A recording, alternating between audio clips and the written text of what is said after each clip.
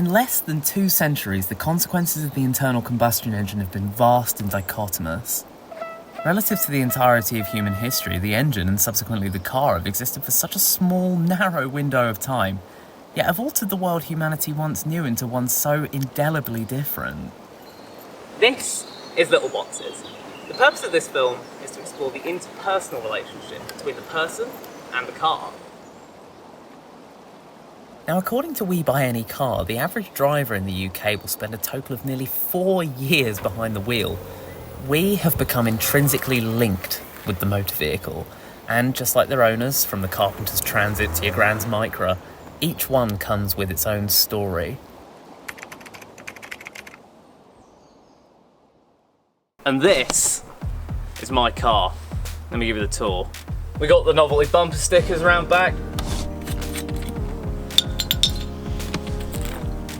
Yeah, custom, full directional control.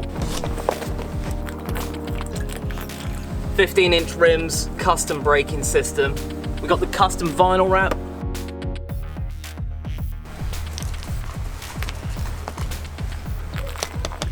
Onboard factory frequency and amplitude modulation receiver unit. Factory air conditioning delete.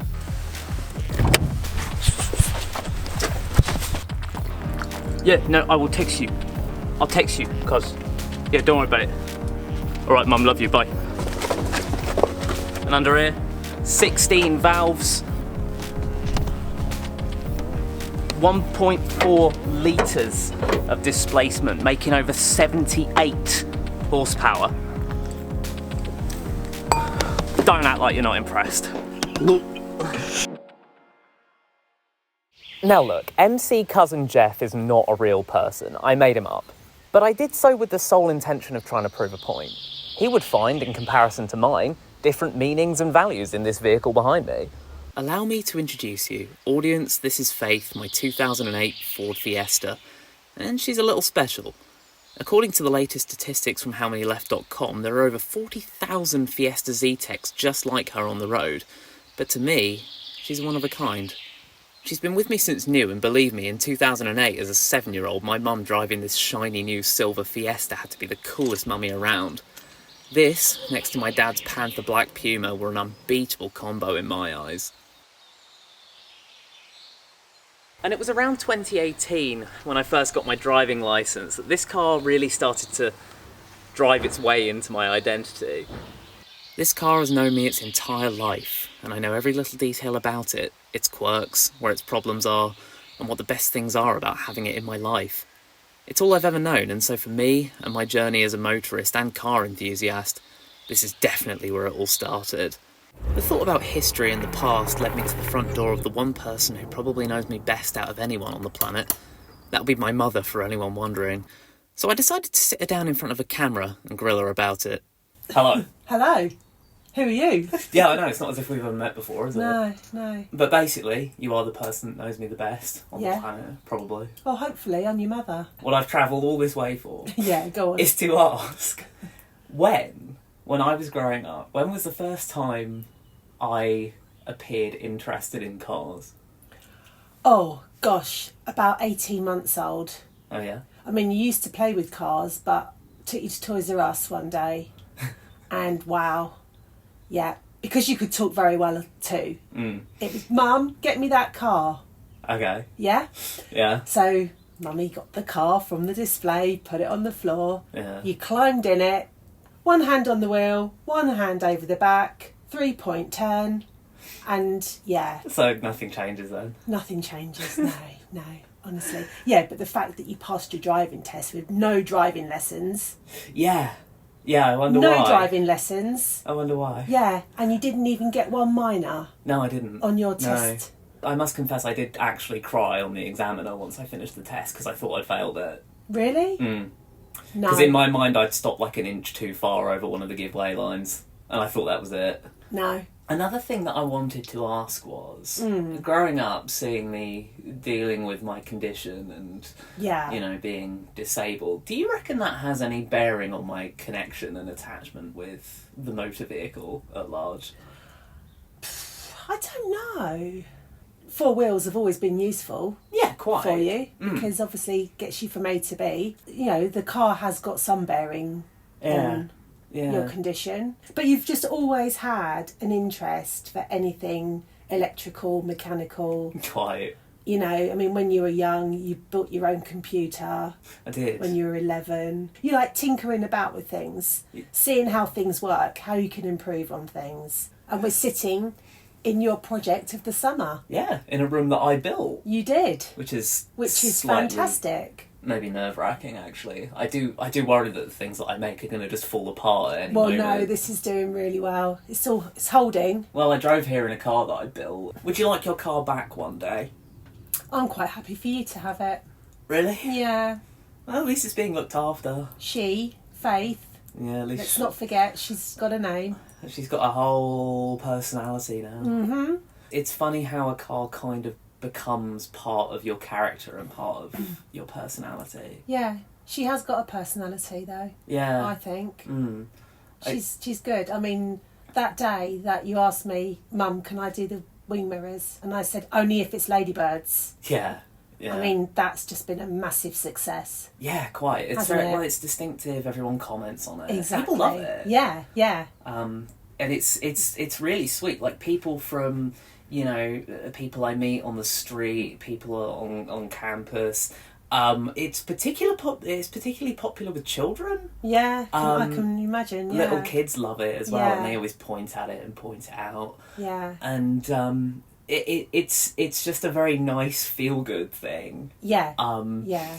And if someone were to notice it, because it's quite a small detail and it doesn't stick out like a sore thumb, but if people are to notice it, it does make them. I think it often attracts smiles. Oh, definitely. Well, I was just going to say to you, actually, if you've ever parked it somewhere and forgot where you parked it, Yeah. you'd find it. Yeah, but of course now I've got a trove of novelty bumper stickers as well that Of I'm sure course. Dad's probably going to want me to take off when I come Oh, I back. doubt it.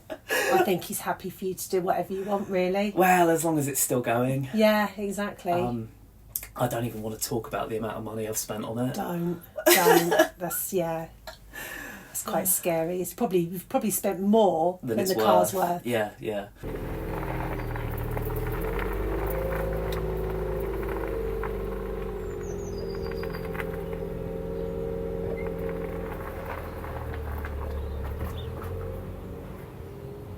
So, at this point, it seems like I might be learning a little bit more about myself than I first realised I would. And you know, another thing, I seem to be quite attached to this car. Now, I can't deny that the things that we add to our cars and the damage that they take over the time that we have them are almost a form of physical exposition as to the story behind that vehicle and behind the person who owned it. And take, for example, the fact that my rear quarter panel is made entirely of Bondo because somebody drove into the back of me and I repaired it on the cheap. Or the cigarette burns in the doors because I regrettably took up smoking in my late teens. And that is a habit I am very glad to have kicked, believe me. Now, right up here, we can see that I've very nicely decorated the headliner as a child by shaking up a can of cola and opening it in the back seat. And of course, there are examples of occupational spills as well. We've got oil, we've got paint, we've got wallpaper paste. I have been and done a lot of things, and so has my mother, and we both use this car as a van. On another level, there are the stories that we can't tangibly feel or see with our eyes. It's the people that we meet and the people that we go and travel to see. The people that love us for our identities and being who we are. An identity, in my case, which my car is very much a part of. And to prove this, I've taken the liberty of talking to some friends in a segment that I would like to call... I'm a big fan of the bumper stickers. Specifically, please be patient. I'm 9 years old. I think they add a lot of character.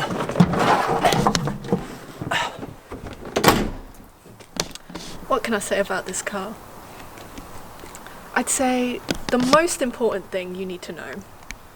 This car will take you places. One of those places, the middle of a car crash.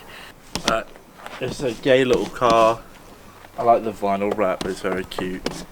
I really like the purple lights she has inside. I think they're just, quite something. They are quite something, yeah.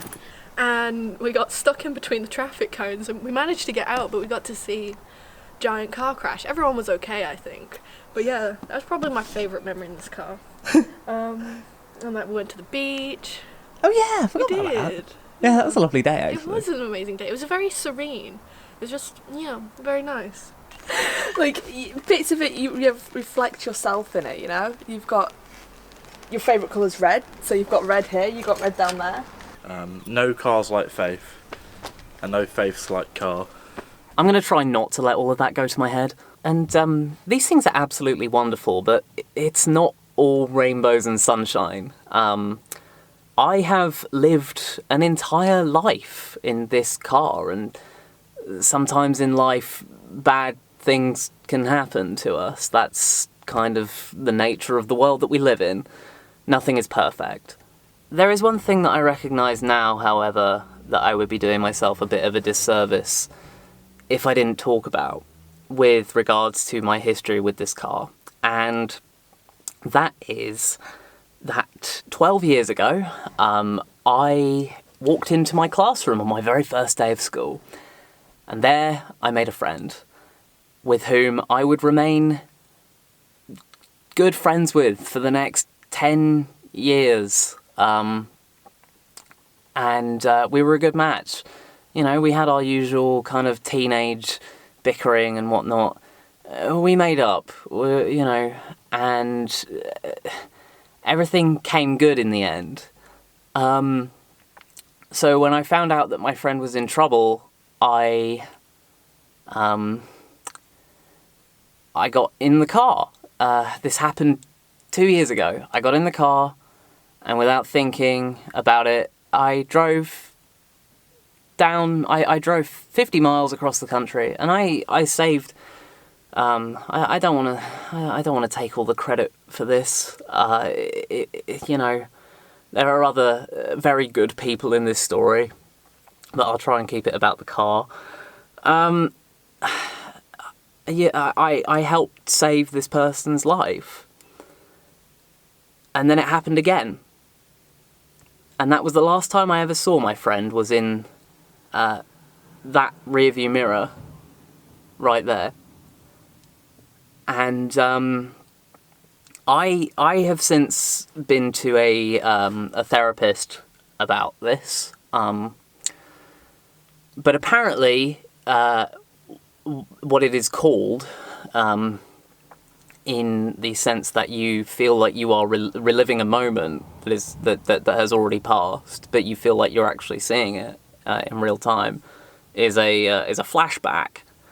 And unfortunately, this car has become linked to that for me. It's something that I try not to bring up too much because I don't intend to sound like a stuck record, but I still blame myself for it. I know it's stupid, and I've heard it over and over and over again, but I still... there are certain things you just can't unsee, and I found a lot of them there. So that brings me to my next point, which is that we tend to, in response to bad things that happen in our lives, tend to seek change. And that's what I did. I ended up, through no real conscious effort, it just sort of happened. I ended up changing a lot about the interior of this car. I introduced, a funky little flower in the ashtray there. I got some little trinkets on the dashboard, and just some general little things that remind me of the people in my life who care about me. And I think that that is a really sweet thing. And, you know, if you get lonely and you feel sad and isolated, sometimes it is just nice when you're in that mindset to sort of surround yourself with the things that remind you that to somebody you matter. So I'm sure that you'll understand and accept my apology for needing to take a moment for my mental state. However, I would like to draw back on what I spoke about earlier. You see, the idea that a car can represent the person behind the wheel, the owner has an influence on what that car might be, how it might look inside, and what kind of features it might have. Again, like I said in the beginning, one person might find attractive qualities in one thing, and the other person might find different attractive qualities in that same thing, or perhaps none at all. So I believe what I need to do to illustrate my point is to find a car that perfectly encapsulates its owner. One that perfectly embodies the spirit of the person behind the wheel. But where am I going to find a car like that? My name's Noah Retford-Stevens, and this is my Transit Connect. So this is my van. This is my beloved rust hole where I keep my rust. We've got my lovely chalkboard paint. As you can see, I've just been divorced. She is missing a bumper, but I very lovingly put on some door stops, so that should hopefully stop anyone who crashes into me. So on top of the van, I don't know if you can quite see it, there is a solar panel attached to the roof rack, which, as you can see, comes through the wiring of the door and through the door without a rubber grommet, because why would it need one? And into a leisure battery down here, which then connects to a little mini fridge. Oh, isn't that cute? I've attached a trumpet to a boat horn that I found on Facebook Marketplace. There is a lovely button that if you press it, it activates the boat horn and plays through the trumpet. So that's a bit of fun. Don't really get to use it often because people don't like it if you honk your horn. It's your classic Transit Connect engine. As you can see, I've replaced this hose recently. I had a harmonica strapped to the air intake for a good bit, but the harmonica broke. So this is the inside. As you can see, here's parts of the harmonica that were attached to the air intake. Don't know where the other bit's gone. Hello. So this is the inside of the van. Here I've got another little storage compartment. I've got a bunch of clothes up here. Like I said, the bed frame pulls out and this can slide out and you can have a double-sized bed and it gets very cozy. And there is a little bit of insulation behind this wood. It's not amazing, but it is there. Under the bed as well, there's more storage. So this is where I keep my tools. Around the front is the cockpit, where the driver sits, if you didn't know how a car works. I've got my CDs. I've got my shelf of random stuff, bits and nuts and bolts and screws, spare lug nut. So tell me a bit about yourself. My name is Noah Retford-Stevens. I'm a writer and director and a Cornish national treasure. I'm a freelance trained pyrotechnician. I like to go to festivals a lot. I'm a big festival enjoyer. My second day on Earth was at a festival, and I am not an amazing mechanic, but I'm learning. I'm in what's it called? Amateur, very amateur mechanic. Do you work on this? When I can, with your help. I've done a couple of things on my own, but like here and there, like oh yeah, and you know, this is not my first van. No.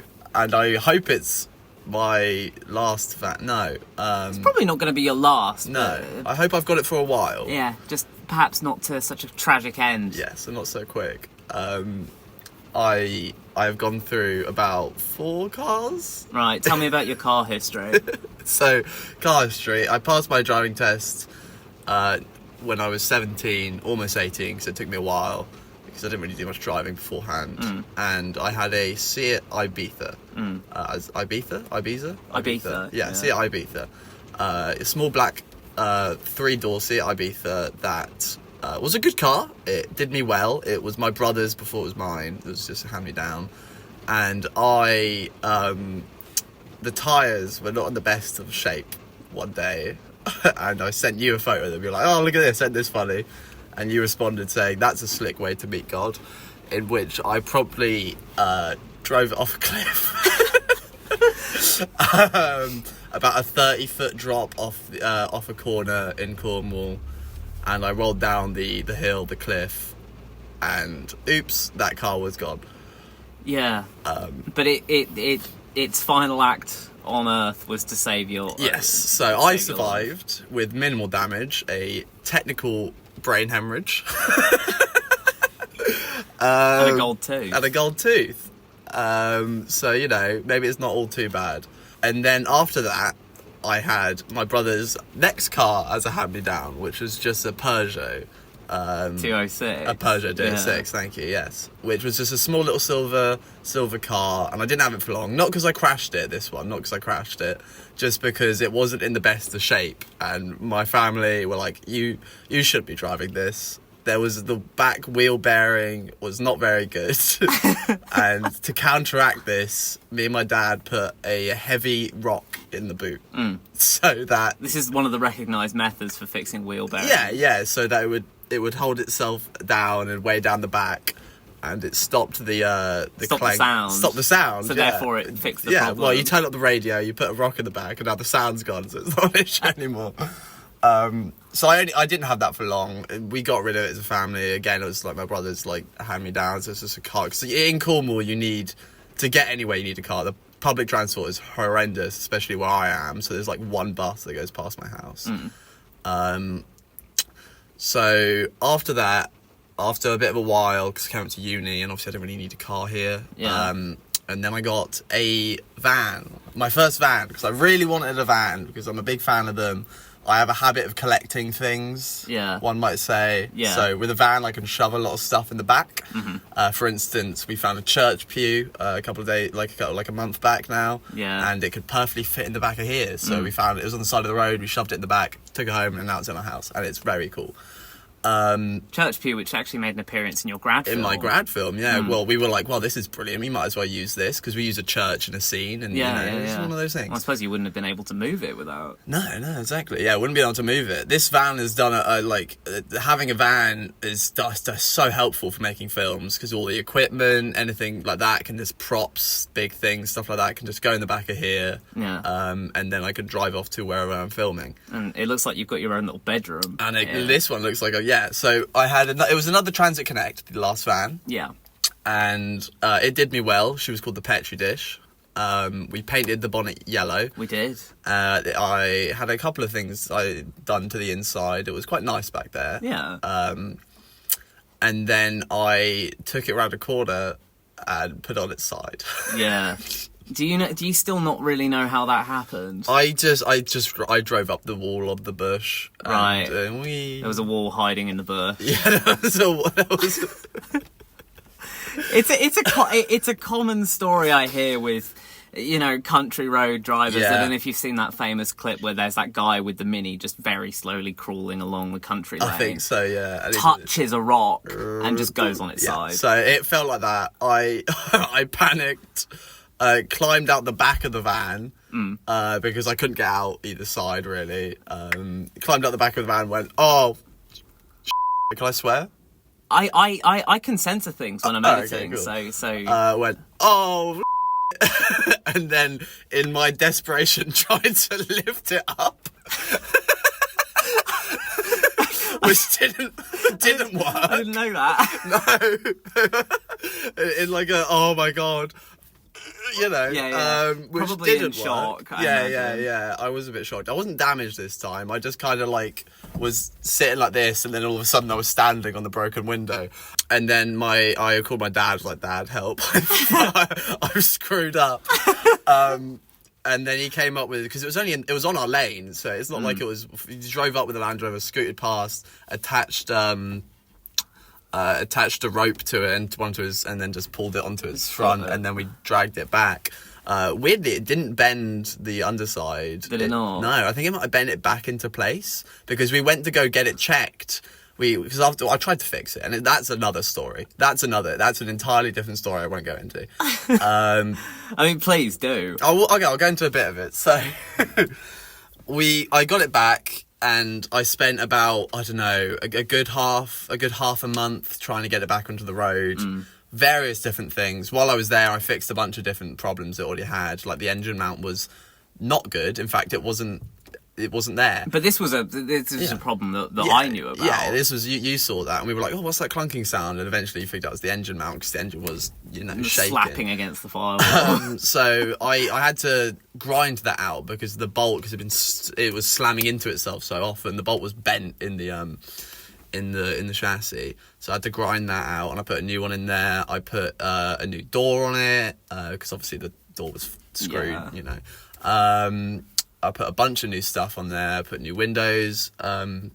What other work did it? But anyway, so because it was on its side, and cars don't like to tend to be on their side and run on their side, and it was running for a good like minute while I was on my side, right? Know, going, oh shoot, what do I do? Again, I imagine that you're in shock. Probably your first reaction is not to immediately kill the engine. Yeah, and I wasn't, you know, as an inexperienced mechanic, I wasn't exactly sure what to do in the scenario either. So we got it back and we bled all the oil out, and oh my god, there was oil everywhere in there. Yeah. And after several attempts to try and get it working again, we re-topped it off, and it eventually started. I'm like, oh my god, it's starting. That's insane. And then my dad's like, give it a couple of revs. So I put my foot down the pedal, it revs, and I'm like, oh yeah. And then I bring my foot back off the accelerator, and it doesn't stop revving, and the rev meter's going up and up and up, and I start panicking. I'm like, what's going on? And then my dad's like, stall the engine, crank it into third, just lift off the clutch, and the doof. So it run away, looked out the back of the van, and there's this smoke, like thick blue smoke cloud, is like as tall as the house, just billowing out of the back. And we're like, what the hell? So, you know, we're like, why did it do that? I wonder why. So anyway, after some more time, just working on it, draining all the glow plugs, you know, taking them all out, cleaning them, taking out the air intake, and oh look, there's a bunch of oil in here. Weird that. And spraying some deodorant into the air intake as an easy start. Yeah. I eventually got it running again, and then I drove up to my friend's house, and my friend was having a party in the field. I drove over to there, and it seemed alright. And on the way there, I realised very weirdly it kind of lost power for a very short period. I was like, why did it do that? And then it regained power, and I was like, oh, well, kind of been important. So I get there, and then the next day I try to leave, and it doesn't start. I'm like, oh god, why is it not starting? And then the starter motor, the connection to it was right. So for a good like day or two, sometimes if I wanted to start the engine, I would have to get my jumper leads, plug one onto the battery, and then underneath one onto the starter motor to get it to go. Right, yeah. As you do. And then I tried to get it out of Cornwall. And that's when so the drive out of Cornwall takes about, I don't know, like an hour and a half. Yeah. Right? Maybe, you know, an hour and a half. I got to Salt Ash and back, because I realised I had to turn around. And that entire drive took me 10 hours. Basically what was happening is I was constantly losing power, didn't realise the engine was overheating because forgot to look at the heat gauge. And, you know, so basically I'd have to pull over, wait about 10 minutes, drive like 5 minutes, pull over, wait 10 minutes, drive 5 minutes. And I eventually turn around and I get to about St. Austell, I think it was, where I realised the coolant, there's just nothing in there. Right. So I opened up the bonnet and I was like, okay, I'll put some coolant in. I'll put some water in just for now. Yeah. So, you know, I start pouring in a bottle and it guzzles up about 2 litres. And I'm like, okay, well, maybe it was very low. I poured another litre. It needed an entire refill. So from St. Austell back, I was stopping at every petrol station, buying water bottle after water bottle in as big a packs as they had, and the passenger seat was just like filling up more and more with plastic bottles until I eventually got it home and realised what I thought was smoke the entire way was actually steam spitting out of one of the hoses. And I was like, okay, well that's obviously the problem. So we shaved off the pipe where the hole was and then reattached it. Yeah. And then realised the head gasket had blown. And the exhaust had been getting into the coolant and boiling off all the coolant, which had been spitting out of that little hole. So, if anything, without the hole, the exhaust would have just built up more and more and more in the engine, and it would have gone boom. Yeah, that was the Petri dish, and she is no longer with us. Well, she's kind of with us. My dad's been breaking her and selling bits of her down to people in Cornwall to get the money back. And while that happened, we found this van off some surfer guy in Newquay for about 500 quid, which is an absolute steal. Yeah. If you ask me. I would say this thing is an absolute peach for £500. Yeah, for £500. She's got her flaws, but weirdly, not many of them are that bad. There was a problem with the accelerator pedal, but that was easy because it was just the brush, and then just put a new accelerator pedal in. Yeah. And there's a bit of rust because it's a Transit Connect. Yeah. And of course there's going to be rust. And the funny thing is, all of this, it came with. All of this wooden panelling, it came with, which is, again, for 500, an absolute bargain. But, you know, like I said, it came with a bed. This is really nice, and I do sleep in here when I can. And like I said, you know, for going festivals and all that stuff, it's really good. This fold-out bed is a genuine little piece of ingenuity. Yeah, no, actually. And, like, there's space under here where I keep all my tools, because I do keep having to fix things on this van now. And I've got a lovely socket set, so, you know. Yeah. So, tell me about how you personally identify with this vehicle. I think for myself, I quite enjoy the van, or vans, specifically this one, because I think the Transits are a very reliable form of van. Everyone knows Transits. They are the epitome of the worker van. You know, tradies love them. I've worked as just a general labourer in the past, and general labourer. Like this van, the Transit Connect, is literally just a car, the base of a car. What is it? Ford Focus. It's a Focus Mark 1, I think. Yeah, under the bonnet, but with just a big box on the on the back, and it's like a shed on wheels where I can just genuinely put whatever I want back here. And obviously this has been done up by someone previous, but it's not like I don't want to do a lot of things to it. I want to give it a paint job. I'm not really a fan of the I don't know, I think just a nice colour along here would be nice. Yeah. And the outside I want to paint as well. And I've already done the bonnet on the previous one, which I tend to move to this one because it's a very good paint job. But I think vans themselves, like I said, they're an icon of the working class, I think. Especially recently, because a lot of working vehicles have become, dare I say, gentrified. If you look at the Land Rover, for instance, the classic Defender, the classic Land Rover Defender. We all know the Land Rover Defender, and if you try and buy a one today, like a modern Land Rover Defender, one of their newer models, it's like 60,000. About that, yeah. Where back in the 60s, it was about 840 quid. Give or take, and you know, obviously adjusting for inflation, that's still like only 14,000, and that doesn't even include the price that wages also haven't gone up to counter inflation. But the idea that all of the utility, like what made the Land Rover great, was to many people the fact that it just was so rudimentary. As a farmer, you don't have the time to go to a mechanic. You need your vehicle working pretty much as soon as you can. So you know. And it needs to be reliable, needs to be strong, needs to be sturdy. And the modern day Land Rovers aren't really that, I would say. Yeah. They're more like fashion icons, or you know, fashion accessories. Because everything's computer. Everything's computer. But simple stuff you can't really work on if it's on a computer, because now you need really specialist parts. Yeah. So like cars like this, I think, can kind of give back a lot of that to common people, and I like it as a symbol of just the freedom it gives you. The cars have always been associated with freedom, I guess. Do you see yourself in that? Yeah, I think so. And there we have it. A prime example of a vehicle that entirely represents the person who owns it. And so, I'd like to leave you off with a piece of perspective. If you should just so happen to see some clapped out old little box sitting at the back of a car park on its own, maybe stop to think. It might mean the world to somebody. I've been your host, Joe, and thank you for joining me.